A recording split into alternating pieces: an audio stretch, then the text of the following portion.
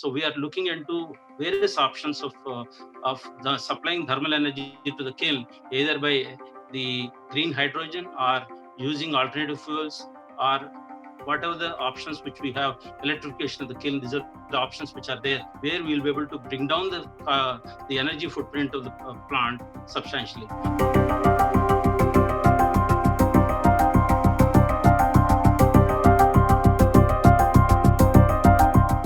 We have identified close to more than 35 technologies which we require to implement over a period of time, which will take us to this particular journey of neutrality.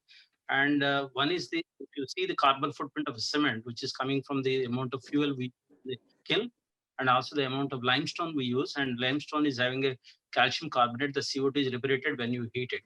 So the raw material is having a CO2, the fuel is having a CO2 element, and also the electricity we consume is having a CO2 element. We were trying to address all the three aspects of the manufacturing. And can we do the electricity fully green? Can we have the electricity which is produced from the waste heat from the process? 35% of the electricity can be produced from the waste heat from the cement plant, and we don't need to use any additional power. Second thing is use of renewable energy, both within the plant boundary, or also source the green power for the plant, so that at least the power side of the story can be fully green, both the waste heat recovery and the green energy. Coming to the fuel side, and we are using large amount of coal and petcoke, and which is something is imported, something domestic. And we were looking for the substitutes of fossil fuel and looking into the waste streams which are available in the country. I think we are 1.3 billion people in the country, and we almost produce close to 1.2 to 1.3 billion tons of waste per year. And out of these waste streams, which are the waste streams which we can substitute our fossil fuel requirement? I give the example that Indian cities produce close to 100 million tons of urban waste, which is produced from the municipal solid waste is close to 100 million tons. We produce close to 220 million tons of fly ash. We make close to 30 to 40 million tons of slag. And we also make huge amount of agri residue, which is having a huge potential to substitute the fuel requirement. And also we have a potential to produce the energy plantation through which that we can generate energy.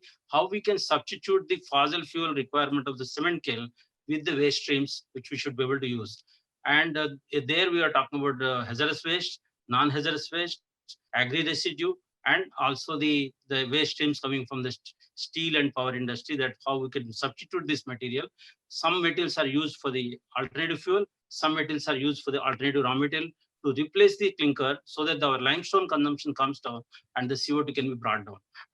And the next aspect is that, can we do the solar calcination? We are not using the electricity, and can we use a solar power to calcine the limestone? That's the one technology which is still on the pilot, that is on the lab scale. And also we are seeing that how to do the electrification of the kiln, where we use renewable energy, and in the process that we don't require a fossil fuel.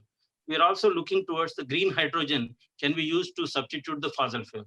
So we are looking into various options of the supplying thermal energy to the kiln, either by the green hydrogen or using alternative fuels, or whatever the options which we have, electrification of the kiln. These are the options which are there, where we'll be able to bring down the energy footprint of the plant substantially.